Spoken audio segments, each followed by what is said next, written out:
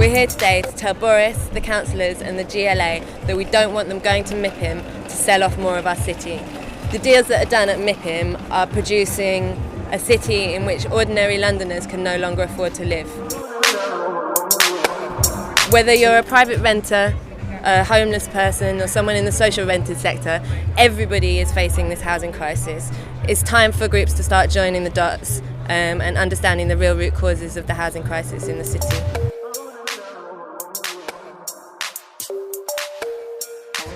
It often seems like there's no way to really deal with these sorts of crises and the problems in housing, and they're just created by some far-off entity, but actually it's created by people who work for big companies that are creaming off profits, and those companies are attending MIPIM, and the people who work for them were cycling there in a big fanfare, so we thought we'd do something about that and we'd get in there to show them what we think.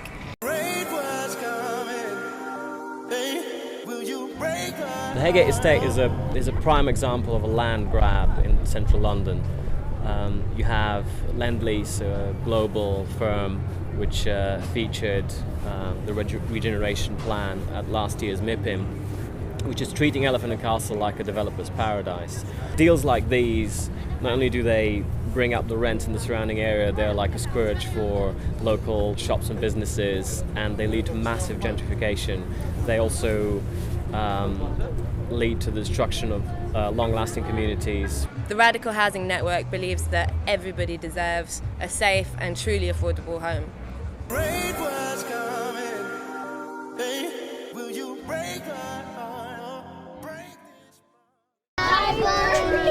Hello. How are you? Tell you something, you born in Brooklyn, do what you gotta do. Do really for the people. I'll be 70 years old in 5 years. Do for the people, okay?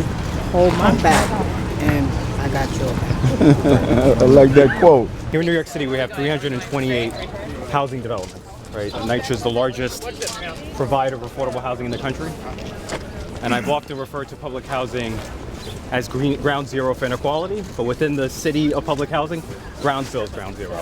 This is the largest concentration of public housing in North America. The life expectancy that is 11 years lower than the life expectancy in the Upper East Side of Manhattan or Chelsea, so it's truly a tale of two cities.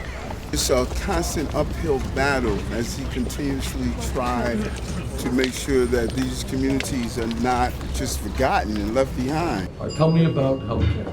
So where do I go if I'm sick? There's no access to primary care. What do you mean there's no access? There's a chronic lack of access to primary care in communities like Brownsville.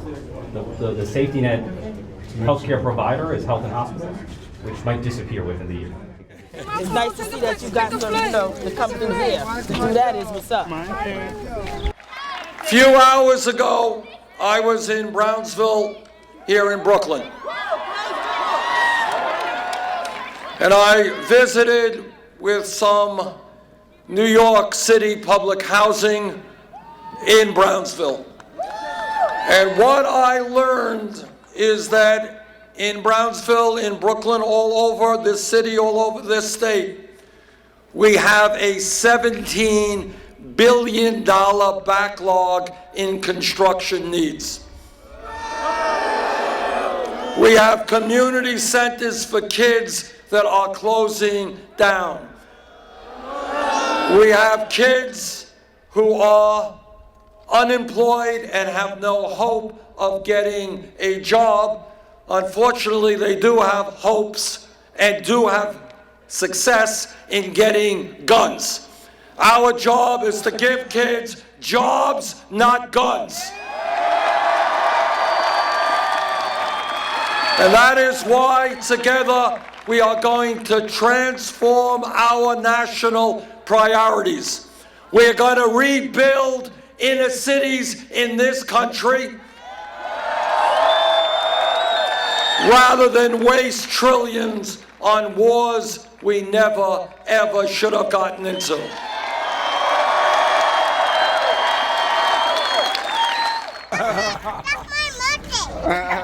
Your birthday?